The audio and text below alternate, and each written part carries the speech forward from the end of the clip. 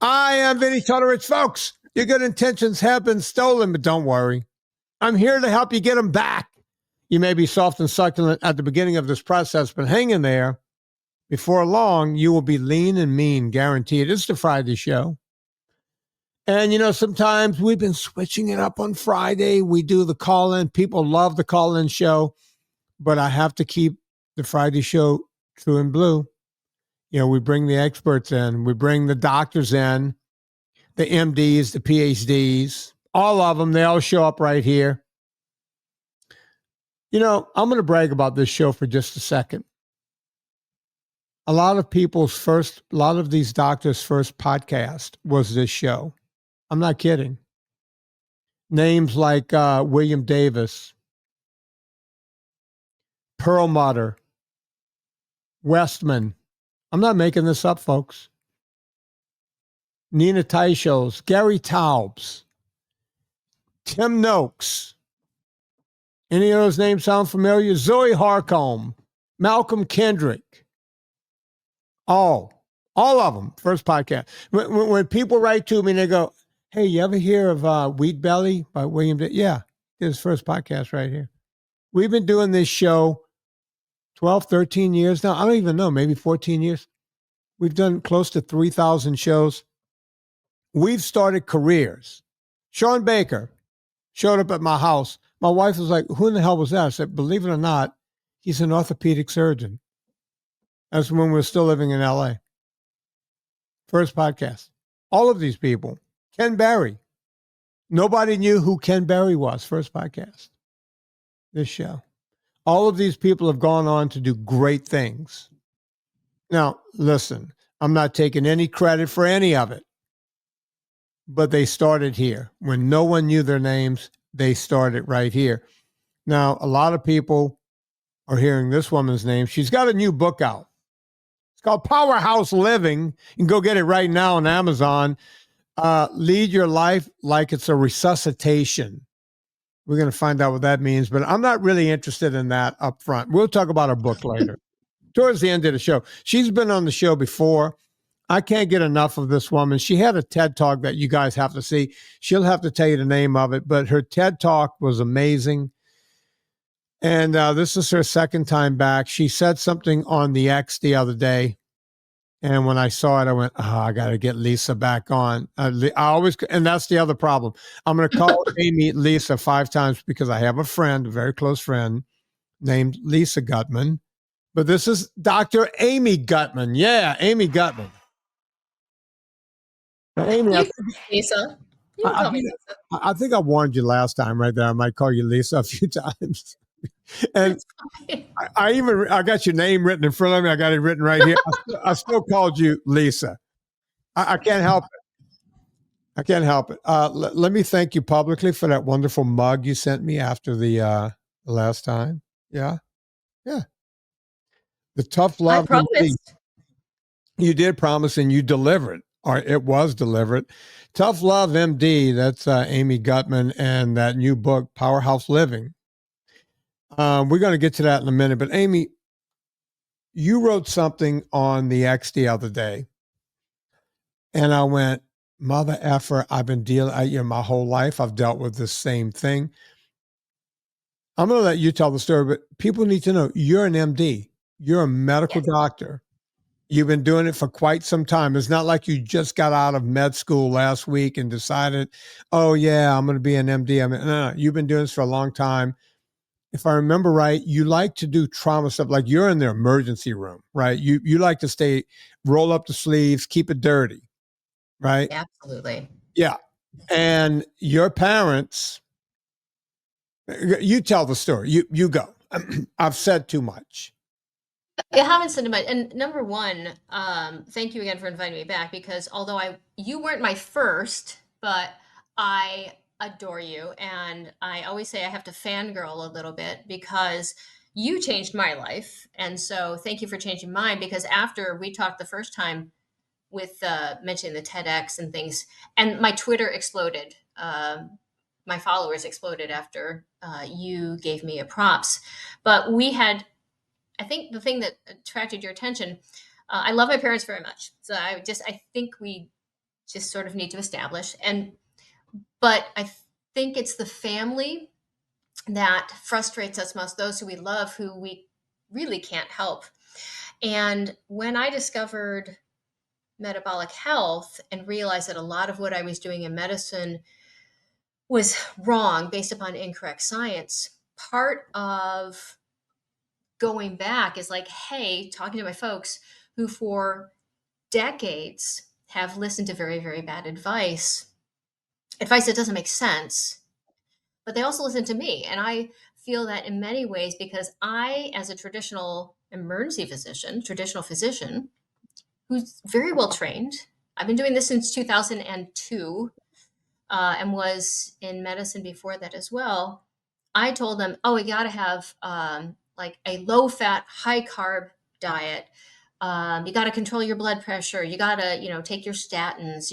And I believed it. I believed the lies. You talk about Nina Teicholz. I believed the lies. And she was actually one of the first books that I read that exposed the lies. And I've been trying over and over again to like get my parents feeling better. I cannot reverse 80 years plus of maybe bad medical decisions, but the science is very clear that we can make them feel better. And I give a talk on, some generally to non-medical audiences called Trust Yourself, Not Your Doctor. And it doesn't mean you shouldn't believe your doctor, but trust, but verify. Right. And so part of my penance for teaching people the wrong things in medicine for decades is I want to make people feel better, not just feel better, but be better, be healthier. My mom, and not violating anyone's confidentiality, she's got kidney disease and heart disease. My dad has as well. They have battled all the things that age group has over the years. They're on polypharmacy. Yeah. How old are your parents? My parents are in their 80s. Their Okay. parents are in their 80s. Okay. And their minds are still fresh, which is great. Right. Thank goodness I've gotten them. They're not on statins. That's the one little thing that I've won. But they're very smart people, but they do not listen to what I'm saying. They think I'm a lovely daughter, but they believe physicians who have continued to give them bad advice. They don't want to upset their physicians. And I think a lot of people are afraid, right? Right there. Right. What the F is that? Because my parents, see, when I read that, I felt like I was talking to my own parents. Mm-hmm. Because, well, all right, so everybody on this show knows my story with my parents. Mm-hmm. They, no matter what I told them, it didn't matter that I had a multi-bestseller book. It didn't matter that I had documentaries out there. It didn't matter that, I've been a big deal out in Hollywood and the whole thing. None of it mattered. None of it mattered. I'm their son. What could I possibly know over a doctor? And they would say to me, they're Southern belles. My mom's, sweetie, I can't walk into my doctor and tell him that. I can't walk. Bless your heart, which means go yourself in Southern. Exactly. Right. And, I'm like, Ma, listen, they got it all wrong. And my mom has a master's plus 30 hours towards at least 3 different doctorates. She's one of the most well-read people I know. These are not dumb people. My dad's a PhD history professor. They both, between them, they have over 75 years in teaching, right? If you add up all of their years, these people are super smart, but they're dumb when it comes to doctors. And no matter what I had to say, my degree from Tulane in exercise physiology and nutrition had no bearing on what a doctor, to them, just like your parents, Amy. And this is why when I saw that text, that tweet, it hit home. Doctors to them are God. They're God. They're demigods. They are. And my mother's the most religious person in the world. In her world, it's the Lord Jesus Christ. Mm-hmm. And then there's doctors. right? That's just the way it works for them.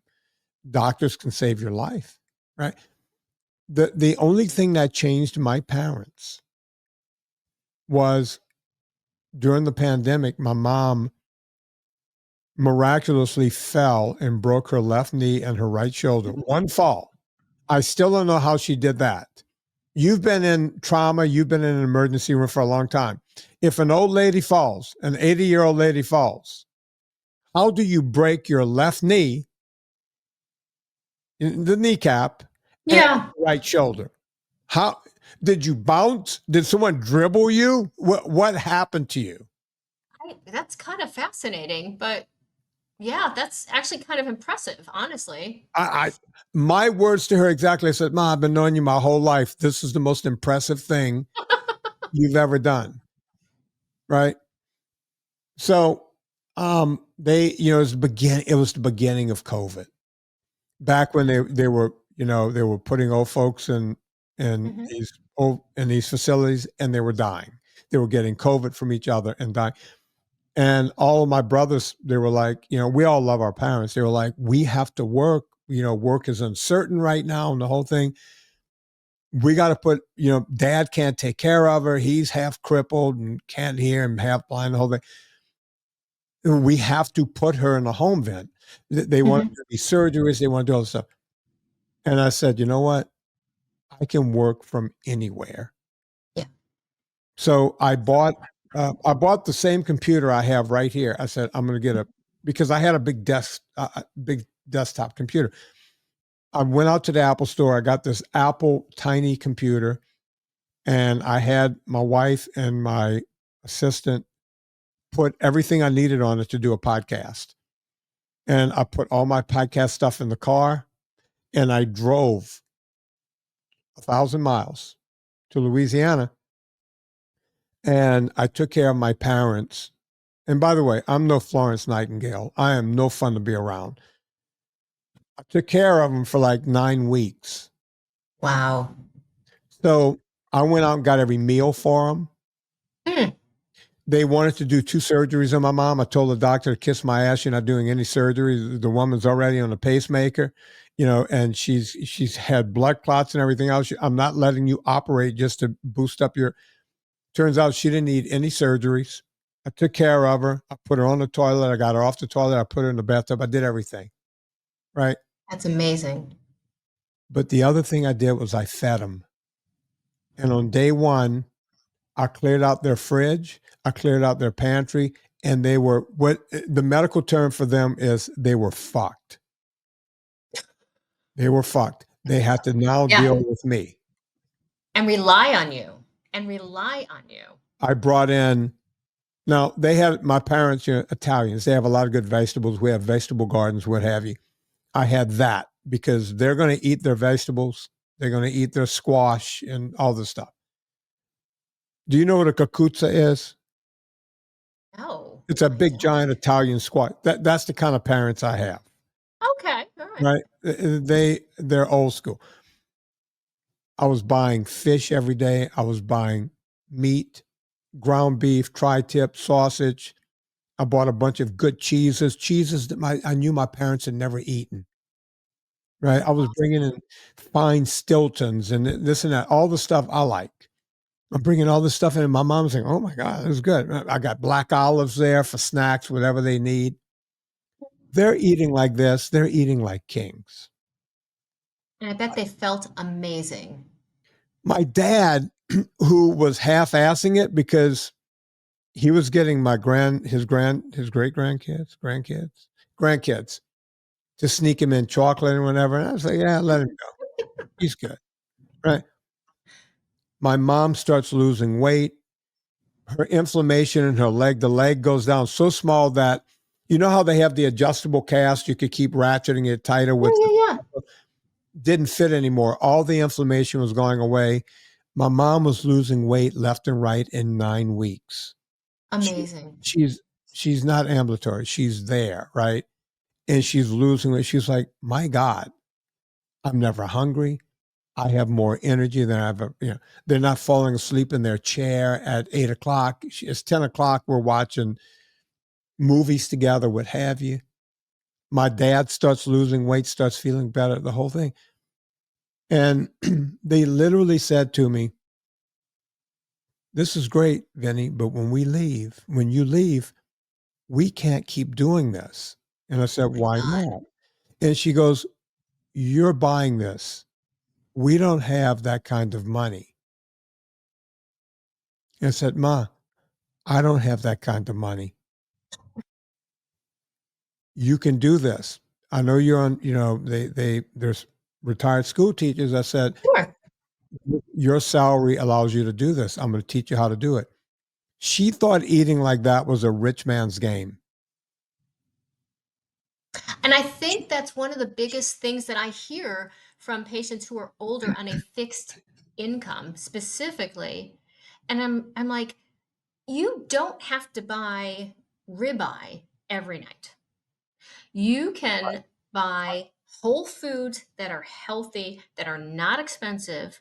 The cheapest ground beef is better than any other processed food that you're going to have. Yeah. And I think you hit upon a really interesting point too, because, okay, they're feeling better, their weight's going down, the inflammation's going down. So, what medications are they now going to be able to go off of, which are costing thousands of dollars a month? I Yeah. mean, I think the average number of medications a patient is on over the age of 70 is 5. With when you hit like 75 or 80, there is a very large percentage of patients who are on 10 medications. That's not cheap either. Well, Trocalasian told me that the average he sees in his practice Hmm. is 9. And I looked up the national average. It was Hmm. 7, Yeah. right? And Troy is going, yeah, is way higher than 7. And I have a Yeah. younger brother. I'm 63. I have a brother in his mid 50s. He's on 11 Mhm. or 12. Oh my Yeah. God. Yeah. He's now finally, I've been beating him over the head and trying to get him to do stuff for years, Amy.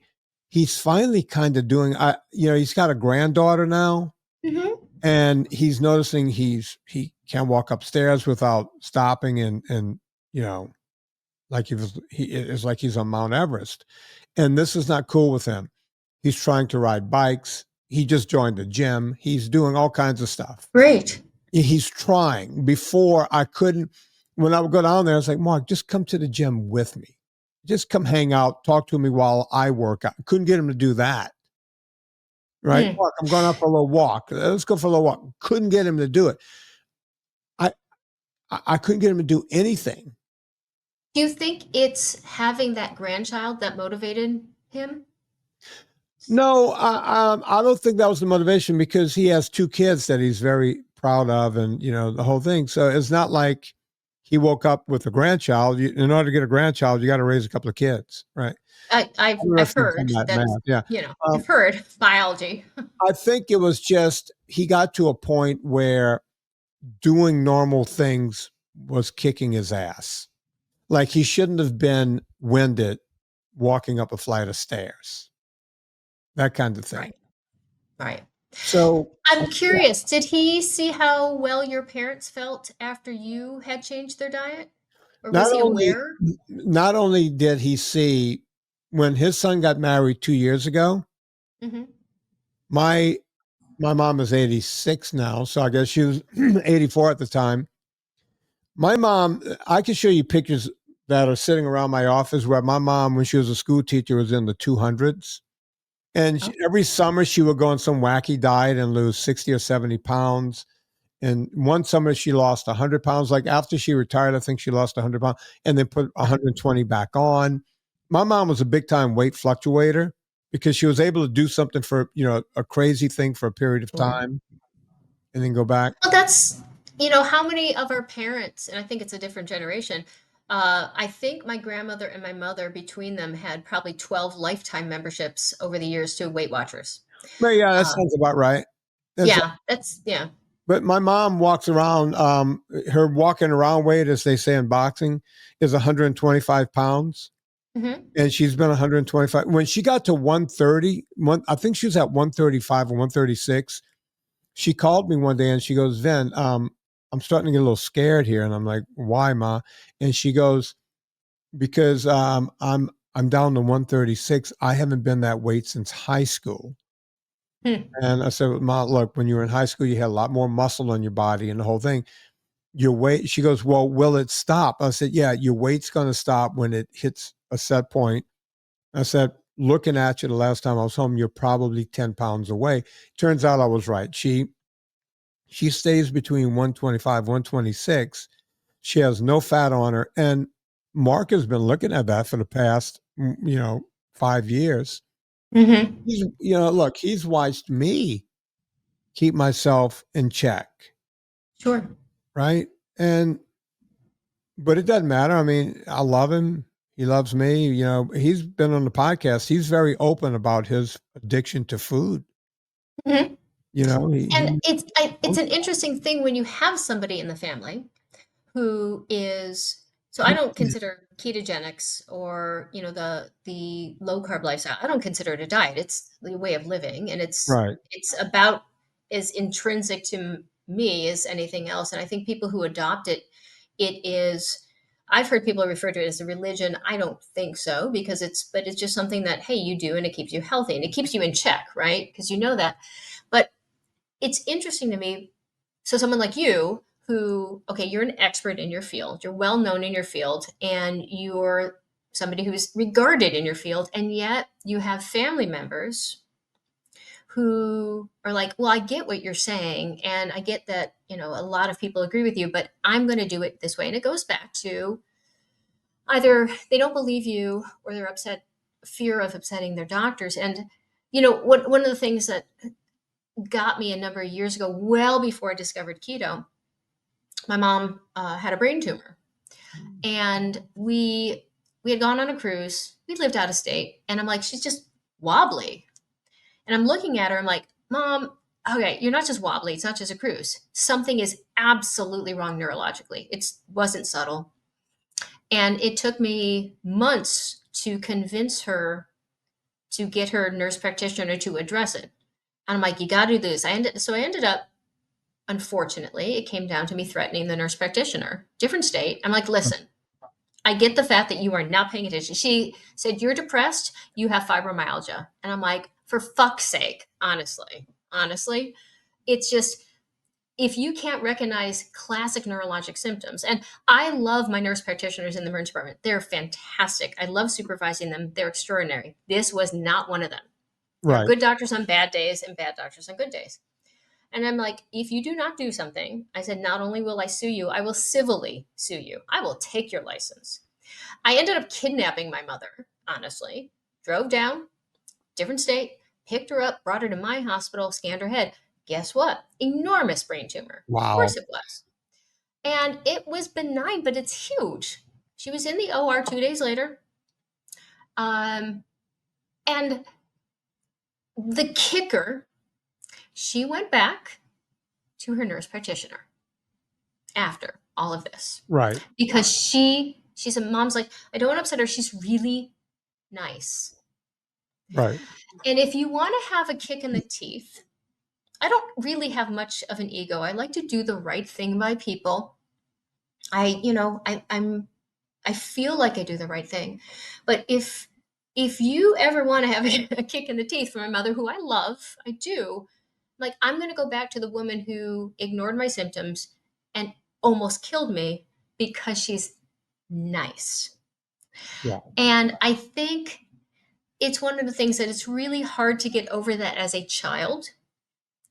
And I think that's why physicians, I think, get sometimes upset if someone's like, well, I want a second opinion. And I think physicians take that to heart. I encourage my patients to get a second or third or fourth. Or if you think something is wrong, then maybe there is, and it just hasn't been found. I mean, how many people have you spoken with over the years that have been told that it's their fault their diabetes is not under control? They're not doing something right. If you just followed what I said, and they say, your patients, you are failing. It's not the patients that are failing. We are failing our patients, I Well, feel. at this point, they're not telling people that is their fault. They're telling them is not your fault. Just take this drug. It's not your fault. Well, there's that You aspect know, too. Right. So, I mean, it could go either way. But, Mm. look, nurse practitioners, I always call them the Jack Russell Terriers of healthcare professionals. They're tiny. I They're tiny, but they growl and they bark a lot. I'm just as good. I'm just as good. I could have been a doctor. I could have been a doctor. Blah, blah, blah, blah, blah, blah. A lot of them are like that. I have to say, respectfully, I disagree with you because most of the NPs that I know are like 6 feet tall. And I will say, most of the NPs I know, because they're in emergency medicine and critical care, Right. they are excellent. Now, I was a PA. I don't know if you know that. I was a physician assistant before I went to medical school. I didn't know that. And yeah, because, I'm elderly apparently, and I've done a million jobs in my life. And what I liked about that profession was I could do what I thought I wanted to do in medicine and not have necessarily all the training. I think we get into trouble, like nowadays, specifically with newer providers, in that a lot of school for NPs is online, and you don't have to have years of experience before you do that. And unfortunately, even the best nurses, if you do not have that clinical experience, they don't necessarily, they don't have a 4-year residency. They're very good, but just like someone comes to me in the emergency department, I'm like, hey, this is out of my scope. I'm sending you to this person. I recognize this is out of my scope. And I think sometimes that doesn't happen. But I will say I'm very, very lucky in that the majority of NPs and PAs that I work with are excellent. I would trust them with my family and have, but that doesn't mean everyone is. I think it's because I have a bad taste in my mouth because Sure. I knew one in LA, and Mhm. when I met this woman and her husband, I became good friends with her husband. She called herself, let's just say her last name was Smith, which it wasn't. Sure. I'm Dr. Smith.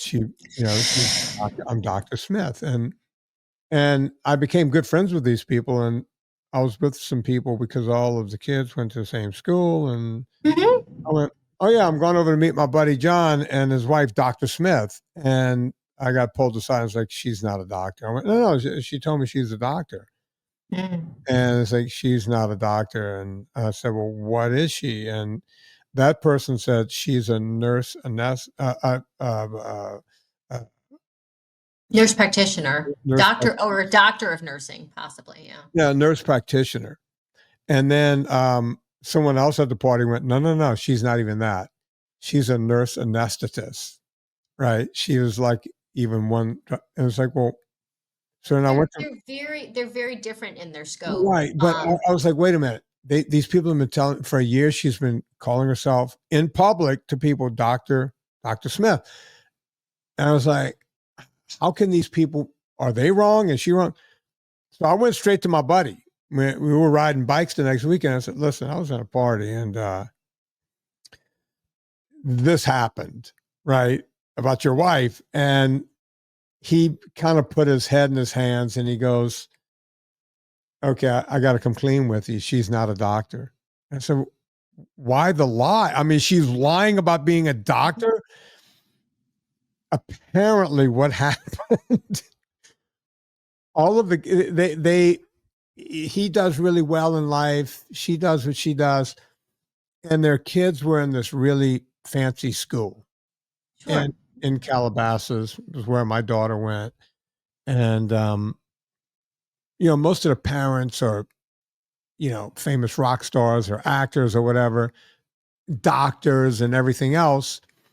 And in first grade, she was at one of these, they got the mommies together and she's looking at Heather Locklear over here and this one and that one over there and all these famous parents. And they said, oh, what do you do? And she goes, I'm a doctor. And after she said that, the lie just continued. Just continued. And Which people is, behind you the know what, you scenes should knew she you wasn't should a be doctor. proud. Right. And by the way, Proud of what you do. very sweet woman. I'm still Yeah. friends with him to this day. But I was walking around calling her, hey, I'm good friends with John over there and Dr. Smith. And they were like, you don't know the truth about that, do you? She ain't a doctor. It's really interesting. In California, they've recently passed legislation because there are a lot of doctorates of nursing. And so I kind of I go both ways. You've earned your doctorate. So you've earned the title doctors. Like if you're a doctor of physics, the joke is on a plane. Is there a doctor on board? Yes, Right, of physics, right. right? Yeah, yeah. But you're not allowed Here's a the thing. just pet. The- Yeah. I've been out of LA now for 6 years, number one. And Yeah. number two, she wasn't even a PhD. So she was, Understood. yeah, because I got it clear with my buddy. I said, look, you got to come clean with me. I've been walking around yelling, doctor, doctor, doctor.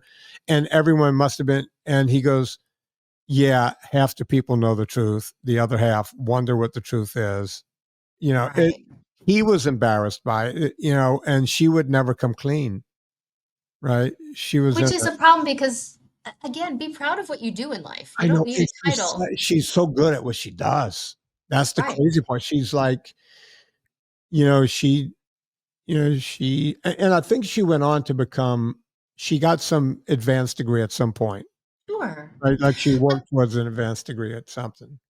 but you think about people who kind of get and just so because I can sort of see the like the hate texts in my mind is like, well, nurse practitioners, if you have a doctorate of, you can be called a doctor, but you can't do it clinically because patients don't understand that. But it's interesting because I think people get caught in those lies, like Tim Kennedy, who brilliant. He's a hero, he's a warrior, but he got caught in he had said something, and I apologize, I don't know the exact details, something about having a bronze star, and he's highly decorated, Right. smart guy, he's given to his country, but he didn't get this particular medal, and somebody found out, and then he had repeated it, and I don't think he didn't mean to do that Was he lie. the guy that he goes, oh yeah, I thought they gave it to me, or they were getting ready to give it to me, or It was a something? very I yeah, think it you was a would very know if you sketchy got the story. bronze star. Yeah, and there's a lot of that where people, man, we got the internet. You can find out shit in 5 minutes. Right. I don't know why anyone would try to lie like that Lie anymore. about it. But And the thing about it, I still hugely admire him. He is a hero. But it's that one thing now for the rest of his life that is going to impair his credibility, which if you have a professional, it's like if you came out and said, "Oh, I don't have a degree in nutrition and I just have great abs and I was on Oprah." yeah. Right? I don't think you would be as successful in what you're doing. So because to me, if you lie about one thing, what are you What else not are you telling the lying truth about? about? Well, Right, yeah, right, right. I mean, here's the other problem I have. And by the way, I see chiropractors, and I've had chiropractors on the show. But early on, I had a couple of chiropractors. Like I'm going back 14 years. It's like, yes, Doctor So and So, who's an expert on nutrition and this and that and the whole thing. I get him on the show, and it's like, you got your medical degree from? It's like, no, I'm a doctor of blah blah blah. I was like, what is that? That I'm a chiropractor. Okay. You could have fucking told me that. You see, it was before the days when I would go and really check. It was the early days Right, when we were right. running and gunning, and Hmm. Google wasn't what it is today. Right. To be honest, right? And And it's interesting with chiropractors too. I have a very good friend who's a chiropractor. His name is John Barnes. yeah, He has a podcast, really nice guy, and he's smart. But we were laughing, like there's a new trend on like TikTok, and I'm not good with social media, you know that. I don't plan, but where chiropractors are wearing a stethoscope and a surgical cap, and I'm like, um, what? Why? What? A surgical cap and a stethoscope. hmm I get that you have a doctorate. They do. Legally they can be called a physician, but they're not a doctor, not a medical doctor. Why are you wearing a stethoscope and a surgical cap? That is completely outside of your scope of practice unless you're misrepresenting yourself. I well, do not hang represent on, myself. hang on. Like yeah. The most egregious that you might Yeah. not even know this, Ooh. Dr. Michael Greger with the white lab coat and the vegan doctor and the stethoscope. Oh, yes. He's not a doctor. He's not. Not at all. He cannot, like, if someone's having a heart attack on a plane, they go, "Is there a doctor on this plane?" He cannot stand up and go do anything. No. He has No. never completed his medical training. Mm-hmm. And Mm-hmm. when he's been asked about it, and folks, if you think I'm just crapping on him because he's this vegan doctor who hates everything we're talking about, he's admitted it on the internet. You go find it. He goes, "Yeah, I decided sometime during medical school that instead of being a doctor and trying to help people, I would go help doctors learn how to be better." It's like, okay, well, that's high and mighty of someone that is not an MD that's trying to teach Right. other MDs. And speaking of chiropractors, there's one that's really doing great work out there. When it comes, he had a heart attack when he was 30 or something. He's written a book. It's a great book. Dr. Hussey. Um, do you know Hussey? Stephen I Hussey? don't. I don't. No. Yeah, look up Stephen Hussey.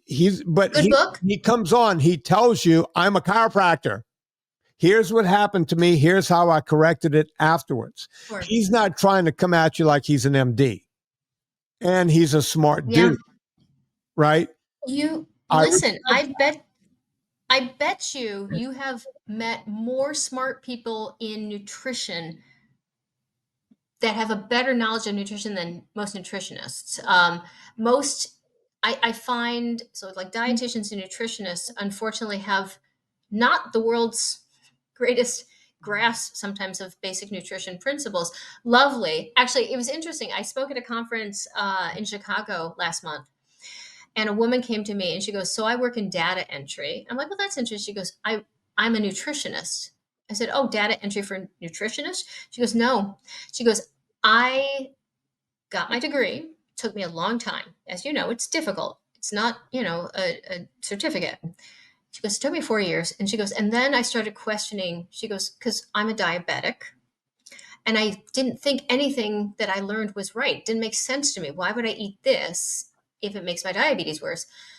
She was absolutely blacklisted for asking Hang on. questions. No, she's not a nutritionist. She's an RD. She's I apologize. yeah. Registered Yeah, dietitian. I do apologize. I'm not a registered dietitian. There's You're a a difference. nutritionist. I'm You a went and nutritionist. you Yeah, absolutely and I was able to get it while I was getting my other degree because you just have to right. take an X number of nutrition courses Exactly. and I do apologize. Yes, I but completely all misspoke. right, But you're a so registered dietitian. yeah, I had a feeling. So registered dietitians, not all of them, because a lot of them are coming around, Yes. but they are basically spewing information that started in the 1860s by Helen. I can't think of her last name. The woman from the Seventh Day Adventist Church. Oh, Helen. yes. I know who you're talking about. Anyway, The ones who's yeah, that's why it's not meat based. yeah, Yeah. Ellen G. White. Ellen G. White. Yes. Yeah. I was going to say Helen Mirren because she was about the same age, but Ellen G. White. I don't think Helen Mirren was born in the 1800s. No, but by the way, she's still one of the sexiest women out there. Um, Again, smoke show, which, as we yeah, talked about, yeah. So RDs are following stuff like they teach these registered dietitians information that hasn't been relative or not relative but relevant for the past sure, 100 years or more, yeah, right? but she was blacklisted. Blacklisted. Oh, She said if you don't follow along, couldn't you're get a out. job. Oh, you're out. Absolutely. You're Yeah. out. That's why, as a nutritionist, you can think for yourself and you can go through. It's a big difference. It's huge. And I do about because it is it's a big, big difference. And the only conferences that I have been not asked to return to were specifically from RD programs in which um, so, like in one of my talks about keto, cholesterol, I talk about something called the hateful eight, which I did not coin that term, but it's particular. Kate They said Shanahan eight, did. yeah, yeah, Yeah. and they refused to. They said that language is non-inclusive, and they said there are no bad foods. I'm like, no, there really are. They're like, oh no, all foods can be acceptable into a well-rounded diet. I'm like, how are seed oils and like artificial sweeteners? How is that healthy? They're not bad foods. They're just used. I'm like, no, but they are. They are terrible foods.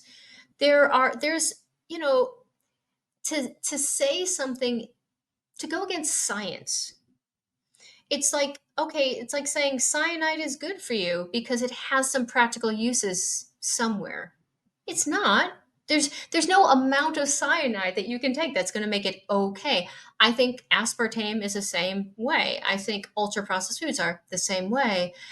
And their contention. So, okay, you particularly, one of the questions I always had before I discovered keto is, we would have patients, very sad cases, who were in a vegetative state, persistent vegetative state. They Mm-hmm. trached and pegged. They didn't eat, but they got tube feeds 3 or 4 times a day.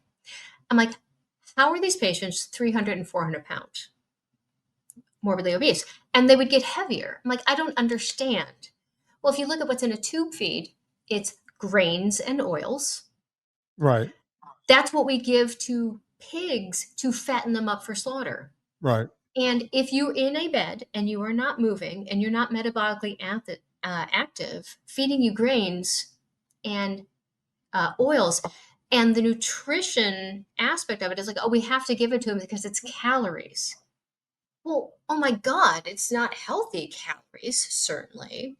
But I always wondered about that. And then when I discovered keto, I'm like, well, it makes sense. This is why these patients will never heal, because they're completely in a state of inflammation. Yeah. And it goes back to your mom and your dad. I'm curious, how long after you left did they maintain at least some semblance of it?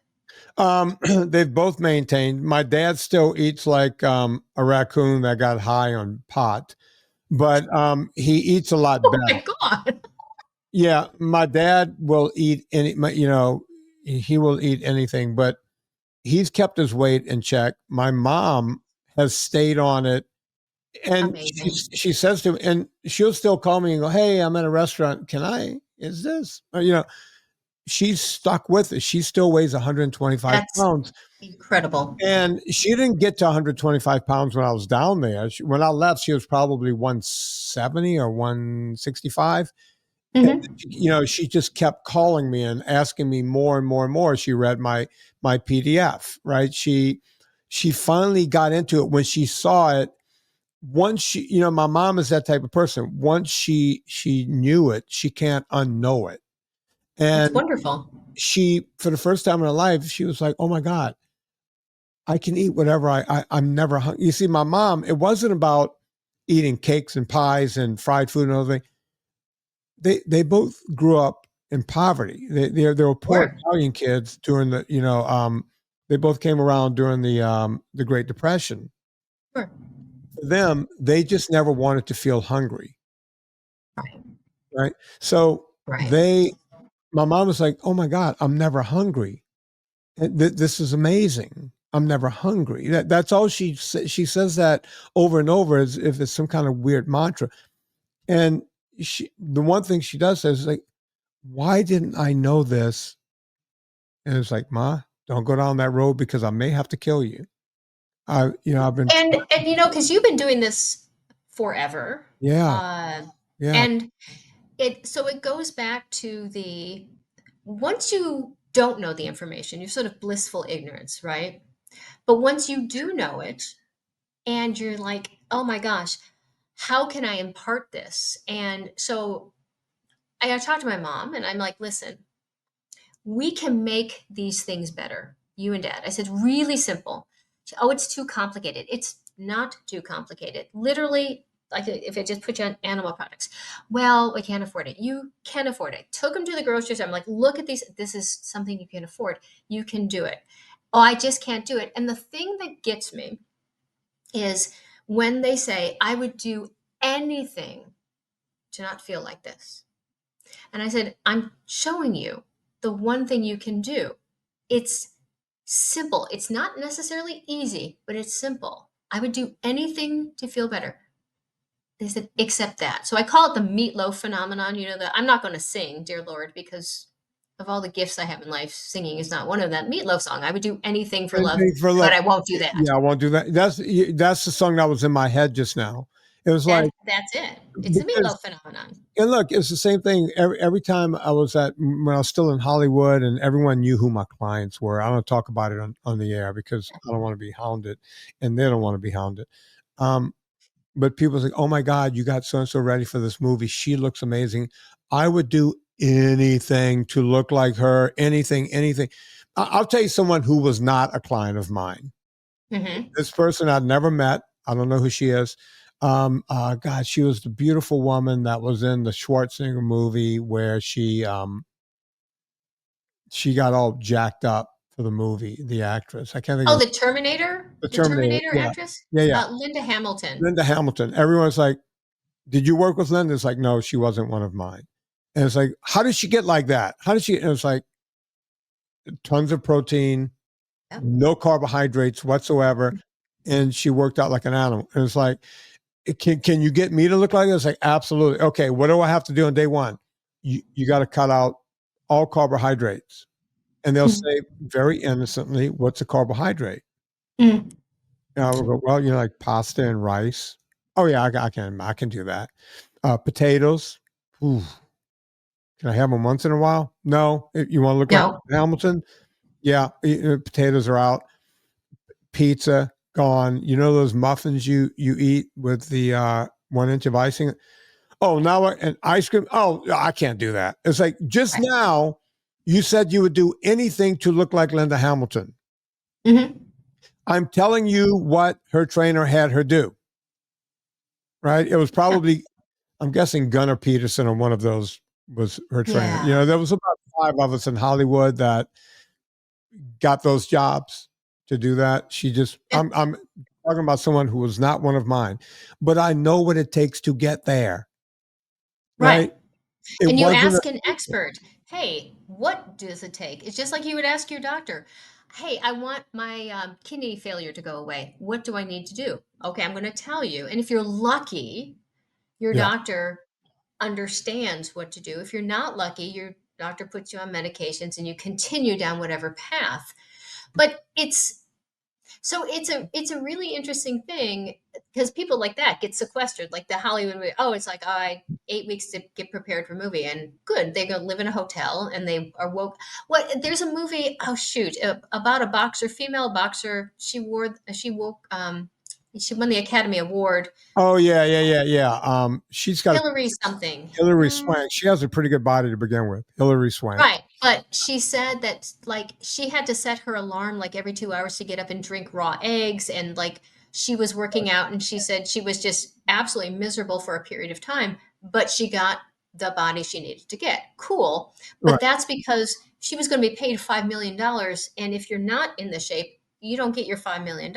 Nobody pays me to be $5 million. And it would be lovely to be like, Yeah. hey, Gutman, get some abs. All right, I'll do it for $5 million. Sure, whatever. Yeah. Look, they have the motivation because of the money, but the thing people have to realize about actors in Hollywood, everyone wants to think that they're pampered and they ride around in Rolls Royces or limousines or whatever, whatever.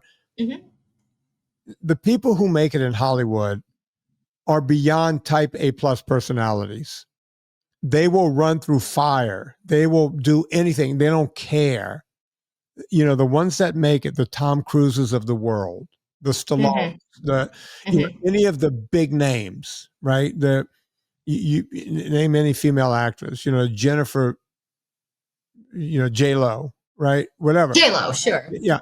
Any of these people, it's like, how does she dance and look at her and the whole thing is like, because she wakes up at 5 o'clock in the morning and starts dancing and working on routines. Michael Jackson. That's her How did he job. do what It's her they wake job. up in the morning? No one has to motivate them to do it. They do it. Yeah. Right. So when Vinny gets called in, it's easy.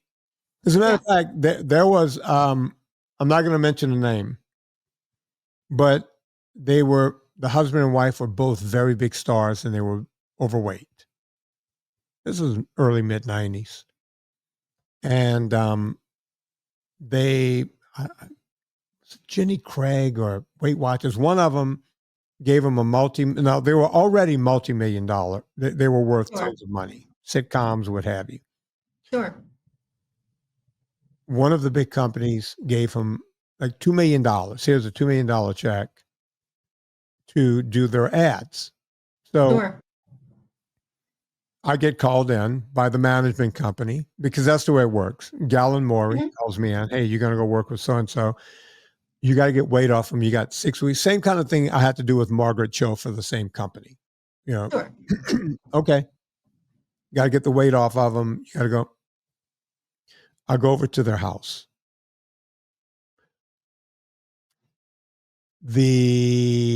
Whoever works there let me in. And they were in the den watching television or something. Beautiful mansion. She still has visible coke residue on, VCR is what we called it, visible coke residue. And VCR. Oh my God. yeah, VCR right there on the face. And he's sitting there and he's jacked out of his mind. Right. So they're jacked on coke at 2 p.m. Right. Bless. And there's a crystal of coke sitting on a table. There's some of it shaved off, some of it is in lines. It looked like something out of a movie. Like this party wasn't going to end anytime soon because they had lines set up ready to rock and roll. Wow. And I'm I'm not surprised looking, they were heavy like that. Good Lord. Hell of a because mix. they were heavy. Some people, I saw a lot of heavy coke people. John Belushi was shooting 8 balls, Actually, yeah, that's true. right? That's true. The other guy, what's his name, who took after John Belushi. He did the John Belushi thing after John Belushi. Yeah, yeah. Really fat. I can't think of his name. Saturday Night Live fame. Who I'm talking about. I do, and I'm blanking on the name. I feel embarrassed He that I was can't in remember, but Tommy yes, Boy. He yeah, was in Tommy Boy. And Tommy Boy. all that. Yeah, yeah, Anyway, yeah. these people can do 8 balls. They can jack themselves up with all the stimulant. They're eating on top of that. I've seen it. I was in Hollywood for all these years. These two are railing and they're fat and they got this big deal. So I said, listen, here's the thing. You guys have me for 5 weeks and then you're going to shoot these ads. They already have you before pictures. We're going to do it after. I'm going to be in here every day. I'm going to be here for 2.5 hours every day. I've already talked to your chef. We have the prepared foods. I've taken care of all that. I said, but here's the deal. I can't train you guys if you're doing coke. I just can't. Right. So if I walked in here today to train you, I can't do it because you're all coked out. Right. You're going to have a heart attack. Just can't do it. Right. They gave the $2 million back. Are you kidding me? Yep. Yep. They gave the money back.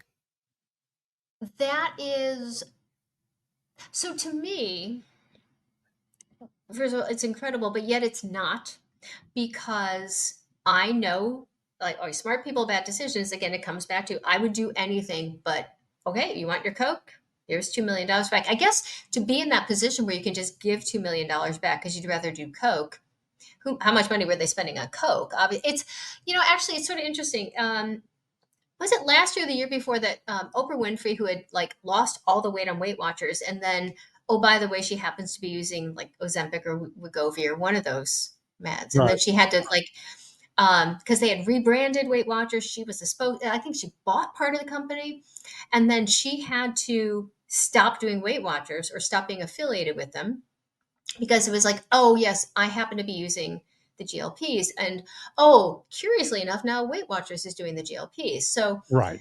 in that case, I don't know. I mean, like they re-strategized. I'm sure she's still getting tons of money out of it because now it's not just Weight Watchers; it's WW with GLP-1s, and it's gone away from what they hired like Oprah for. And now it's like, oh, it's Oprah plus GLPs. And so the entire company rebranded rather than kind of go, oh, we're going to give back everybody's I'm going to money. be honest with you. Don't be so naive. They knew what they were doing at the beginning.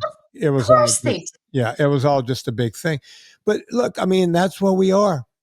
That's where we are. You know, when people go, how do you know what you know? It's like, because I was in the trenches, man. I was there. I was in Hollywood for 30 some odd years. I've seen it all. I've done it all.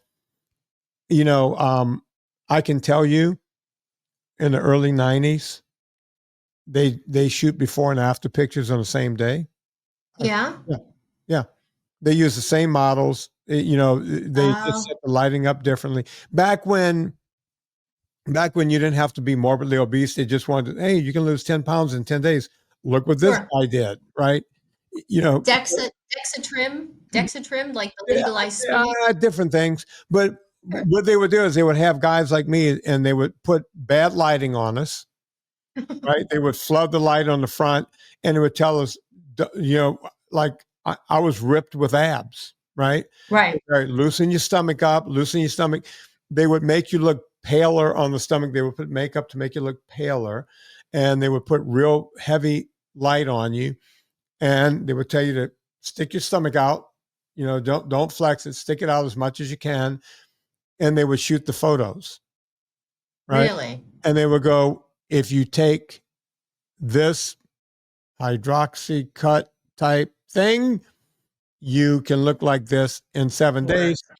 And then they would, you know, take the makeup off of you. They would say, all right, flex it out. They would change the light, get all the shadows on you. Now you can see, you know, the 12 pack and ba-boom.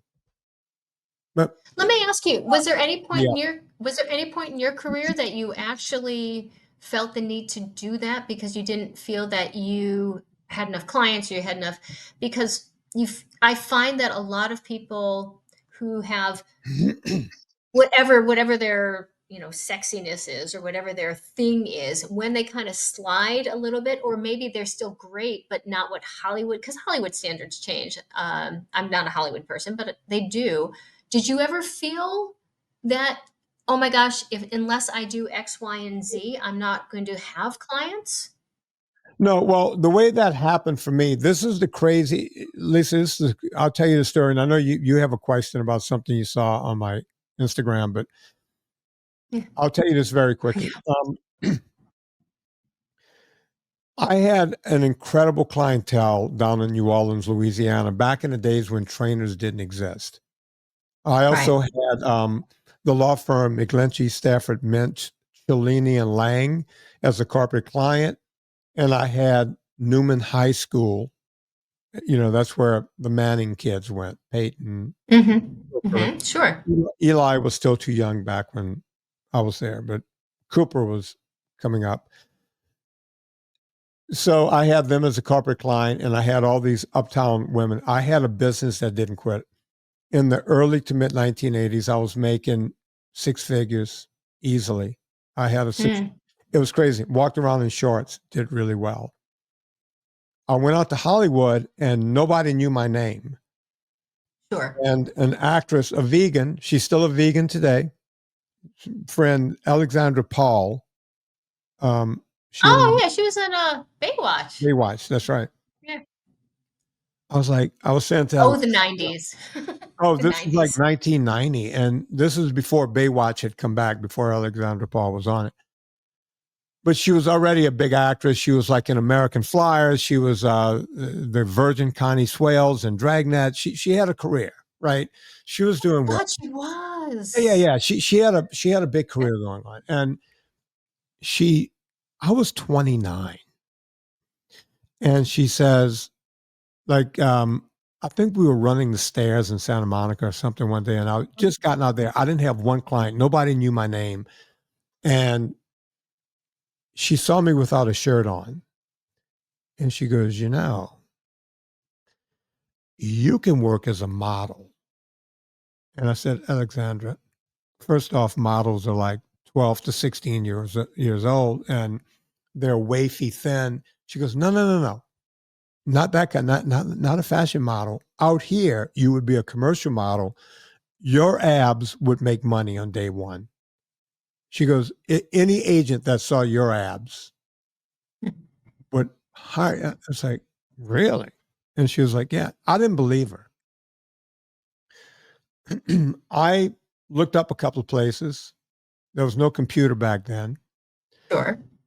I walked into a place called Irina Kamal Modeling Agency. And, I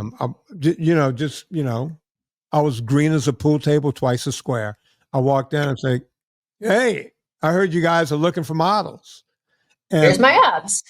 look at these. And the woman at the desk goes, where's your portfolio? I was like, portfolio? How does that work? She goes, you want to be a model? I went, yeah. And she goes, you don't have a portfolio? I went, again, what's a portfolio? And she goes, your pictures, your other commercials you've done and this and that. I was like, no, I don't think you understand. I'm here because I want you to get me in a commercial. If I had a book full of pictures of me being in commercials, I wouldn't need you. Right. And Irina, I guess she was sitting in the back office and she heard me bantering back and forth. And she goes, this guy's got some chutzpah. Right. She walks out and she looks at me and she goes, what's your name? I said, Vinnie. She goes, Vinnie, come into my office. So I walked in and she goes, how old are you? I said, I'm 29. And she goes, well, we don't see models until Wednesday. We do cold calls on Wednesday. It's Monday. We don't do that on Monday. And I went, is it worth my while to come back on Wednesday? Sure. I mean, I'm 29 years old. She goes, I'm not being forward. She had a German accent. She goes, I'm not being forward. Would you mind taking your shirt off? I took my shirt off. And she goes, okay, you can put it back on. My shirt was off for like 10 seconds. Yeah. There you go. When she goes, put it back on, I was like, damn it. Damn. I didn't get the audition. I failed here. She goes, she writes a bunch of things down. She hands it. She goes, call this photographer. I'll let him know you're calling. And I'll tell him what to do. And So the abs that launched the career. Yeah. Yeah. There you go. And if I may say, yeah. So the picture that you posted, what was it, Instagram? Again, I'm still learning it. Your wife, Serena. Yeah. Yeah. Smoke show. Absolutely smoke show. Thank you. She is a testament to everything you're doing because she's, and I'm sure she's incredibly smart and I'm sure she's a wonderful person because you wouldn't be with her otherwise. She's smarter than me. She's way smarter than me. That's not hard to do, but she is. Well, I would hope. I mean, here's the thing, and that's good. And you've been together a bit, but she is gorgeous. But the thing about her that's gorgeous, I mean, she's fit.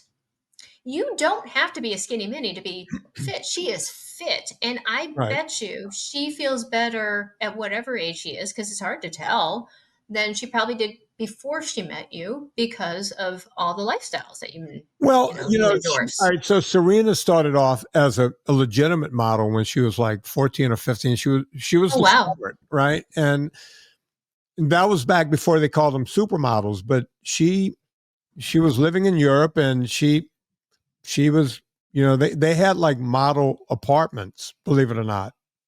Right. And she knows a lot of the really big names. She was like, yeah, I remember when she came into the house and this and that and the whole thing.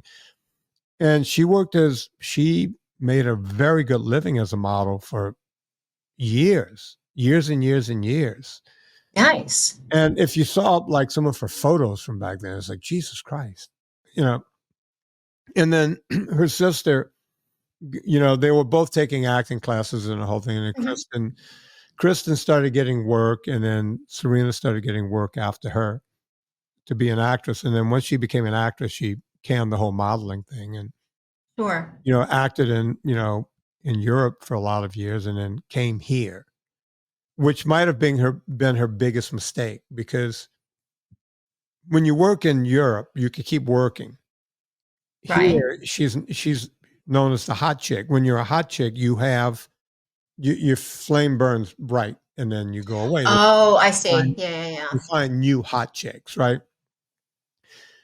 But Serena always told me that she goes, yeah, back in the day, the model back in the 80s, in the late 70s, early 80s, the diet of the European models was you went out to dinner, you smoked a cigarette and looked at a salad.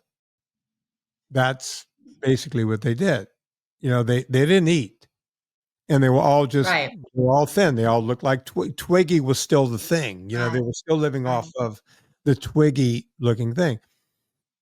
And then, she kept that going. I mean, she kept herself lean and mean all those years, but she, just being hungry, and she stopped smoking after her teen years. But the thing became, you know, as an actress and everything, camera adds weight. She would always just starve herself to stay thin until she Awful. met me, and she was like, "Wait a minute, I can eat all the meat I want.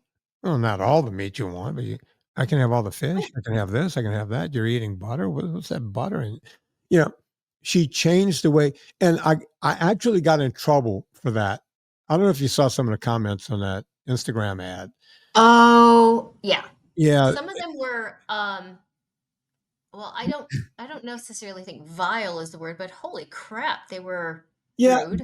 Women are just mean to other women, and Right, they, right. they were saying, We're terrible. We're not mean. We are terrible to each yeah, other. it was horrible. And some of it was, like if they couldn't think of anything else, it's like her bikini socks. Right, She's 64 and she's wearing a bikini. Okay.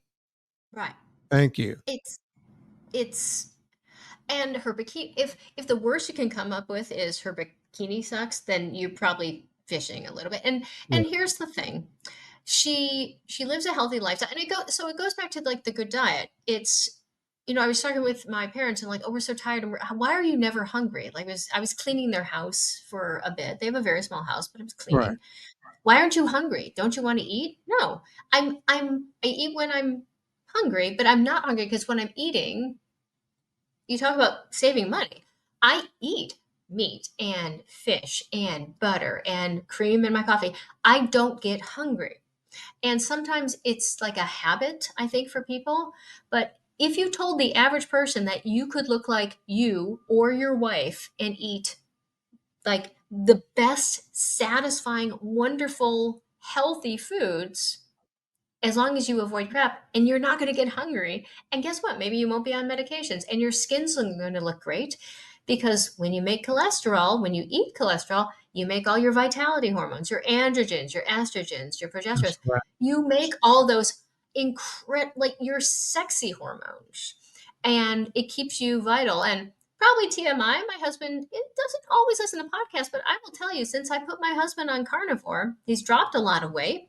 Yeah. He's still heavy. He was a former athlete and he's a nurse. And as you know, nurses tend to be a bit on the heavier side of the job. But let's just say he is a little more randy he's closing in on 55, but he's a little more Yeah, you randy are. than he was All right. before carnivore. I'm just saying. I hear that a lot, where people's like, Yes. I thought it was over with for me. And Nope. now, my wife and I, or my husband and I, we're doing it again. We're having sex. And it's like, I've had people, we were sleeping in different bedrooms. Now, Yeah. we do that because, my wife is postmenopause and we sleep in the same bed most of the time. But I'll give you an example. Tonight, I'm going to watch Thursday night football. We're recording this on a Thursday. The game is not over until 11:30, something like that. By the time Right, right. I brush my teeth and everything, it's midnight. I don't want to wake her up because Right. she Of wakes course not. up like that. So she knows on Thursday night, Sunday night, Monday night, on the nights when I watch football, I just sleep in the other bedroom. Absolutely. It's just No, easy. but those vital hormones, Yeah. they, if you support them, I think the, if you want to have amazing sex, this has not gone in the way that I thought this talk would go, but that's fabulous. But if you want to have amazing sex, have some cholesterol, because, so it's interesting, the Ayurvedic treatment for thousands of years for menopause is ghee, and that has been because butter has the cholesterol that it does make testosterone, progesterone, estrogen. I joke. So I have my hair had turned gray over a number of years. I actually have to dye my hair grayish now because my I've sort of stepped back the clock so much. I've had to like my glasses now are cheaters instead of prescription progressives. Really? Um, my skin, my mother was laughing at me. So we talked. I had this book came out, and then she's like, "Your neck looks wonderful. You don't have that chicken neck." And I've lost hundreds of pounds over my lifetime, many, many times. I'm Right. 5'1". At one point in my life, actually, more than one point in my life, I was 200 pounds. Oh, wow. I've lost a lot of weight, right? And I have abs. They're just hidden a little bit Mhm. because when you lose and gain weight, I'm so much stronger. In the past 6 months, I've gained 7% lean muscle mass just because I've stepped up my workouts because I don't want to have osteoporosis. I don't want to have bone fractures. I don't want to fracture one patella and the other arm. I Right. don't want to do those things, but you can see it in people. And it's not just how they carry themselves. It's you know, people who tend to follow a whole foods diet, who follow a low inflammatory diet, a low grain diet, a no grain diet, and a low carb diet look so much younger than. So, all those doctors that you mentioned, none of them look their age. Dr. Tro doesn't look his age. Sean Baker, good Lord. Yeah. I don't, yeah, craziness. Yeah. They don't look their age. And I think when you look at these kind of wafy people, you know that they're like vegans.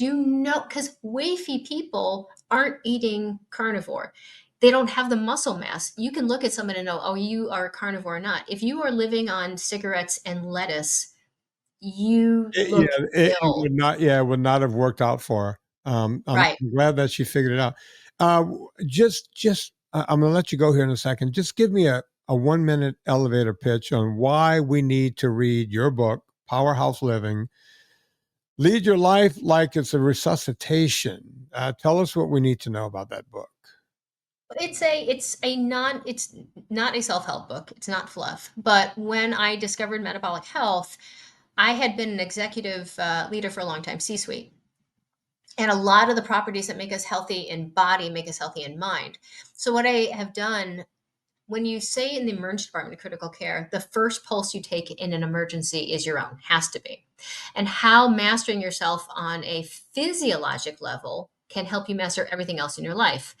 And I take it through a lot of, it's all HIPAA compliant. Sometimes names and dates and places are disguised, but crazy emergency department critical care stories from, hey, I was homeless. How do you go from being homeless to running an emergency department, living overseas and things, but very detailed stories. Actually, I didn't tell my husband, he knew I was writing the book, right? Right. I didn't show him a single thing.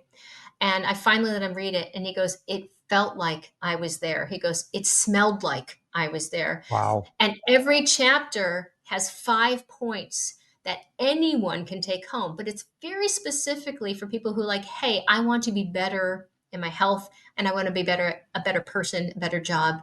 It's for executive leaders. And I'm really hoping that people can look at this book and see themselves. This is not a if you do 20 push-ups a day, you're going to be. It's not Right. that. Yeah. It It's not is prescriptive. right. I I think, like that. and it talks about faith and it talks about science. There's 200 scientific footnotes. Wow. It talks about physiology that is completely accessible. And I hope that people can read it and see themselves in it.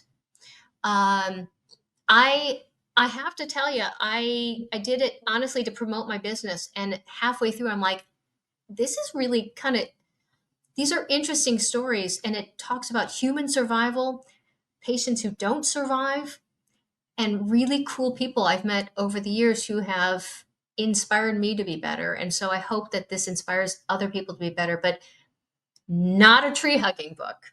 There's a lot of swearing. It is No, not child that's what I friendly. want. Not Listen, child friendly. Lisa, I had no idea this book was coming out. Lisa, I will. I called you Lisa Lisa. again, Amy. You see, Lisa Gutman. I'm going to always call you Lisa, Amy. Look. There it Folks, is. Amy Gutman. Amy. I'm going to call you Lisa There you again, go. Amy. Powerhouse Living. Amy, I'm going to go read the book right now so that when this show I'm going to, no, don't read it. I'm going to send you a copy that you can have up by your mug. Don't read it now. Okay, but I need to read it so I could put it in the Vinnie Book Club on Amazon. Okay. So I need to get it. I need to get it before this comes out. So okay, perfect. I will. You buy it on Kindle, and then I'll send you a copy. How's that? Sounds good to me. You're going to sign my copy, please, please, please, please. Oh yeah. Please. All right, I'm going to buy it. I'm going to get it on Kindle, and then once I read it, I'll put it in the Vinnie Book Club. And Debbie will put in the Vinnie Book Club. I have no idea how that works.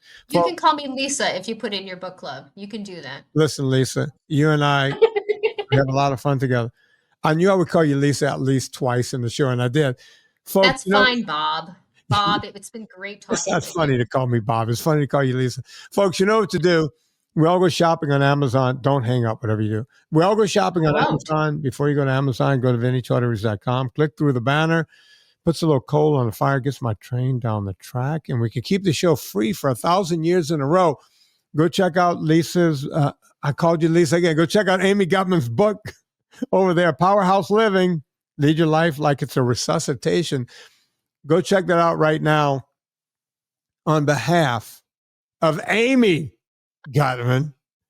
My name is Vinnie Tortorich. Put life into living and do it with my boy Meatloaf.